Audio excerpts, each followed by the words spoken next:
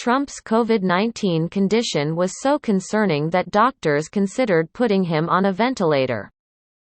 Source confirms former President Donald Trump's condition after testing positive for COVID-19 became so concerning last October that there was talk of putting him on a ventilator.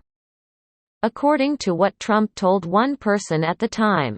The detail raises questions about whether the former president's condition was worse than officials were willing to publicly acknowledge.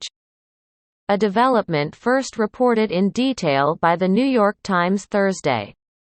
CNN reported in October that when Trump was flown to Walter Reed National Military Medical Center, he not only had trouble breathing, but had received supplemental oxygen. Trump definitely has had oxygen, the source with knowledge told CNN.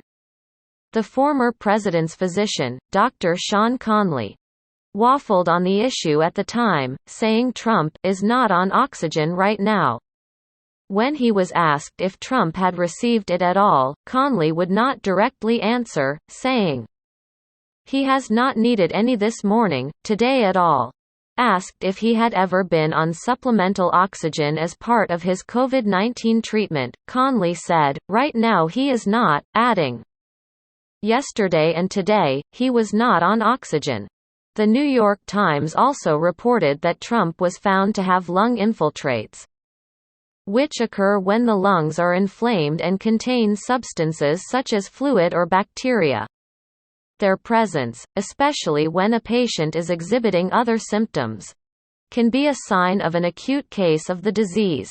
They can be easily spotted on an X-ray or scan, when parts of the lungs appear opaque or white. The Times added that Trump's oxygen level dipped into the 80s. Conley was repeatedly evasive with reporters about his condition and whether he was on given oxygen, only telling reporters once his levels had recovered that they had never been in the low 80s. Mark Meadows, who was Trump's White House chief of staff, had gathered reporters following a rosy medical briefing delivered by Conley and told them privately, "The president's vitals over the last 24 hours were very concerning and the next 48 hours will be critical in terms of his care. We are still not on a clear path to a full recovery." As for the former First Lady's condition, someone familiar with Melania Trump's treatment said she never took the then experimental Regeneron antibody therapy used to treat her husband. This person said it took a very long time for her to get better, but she insisted on letting the virus run its course and treated her symptoms with holistic medicines, such as herbal teas, and took nothing stronger than over-the-counter pain relievers.